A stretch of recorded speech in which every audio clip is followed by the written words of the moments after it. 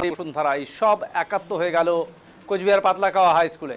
Doctor Shyamaprasad মুখোপাধ্যায়ের স্মৃতিপক্ষ পালন উৎসবে বাঙালি মহাপুরুষগণ যে চোখে স্বদেশকে দেখতে চাইতেন তৎকালীন সময়ে আজ যেন তার প্রতিফলন হলো।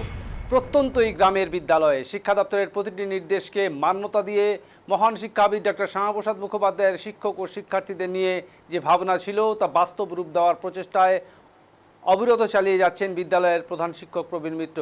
গত 10 বছর ধরে শিক্ষার্থীদের নিয়ে তিনি বিভিন্ন সাংস্কৃতিক ও সমাজ সচেতনতামূলক ক্রিয়াকলাপে তা পরিলক্ষিত হয়েছে।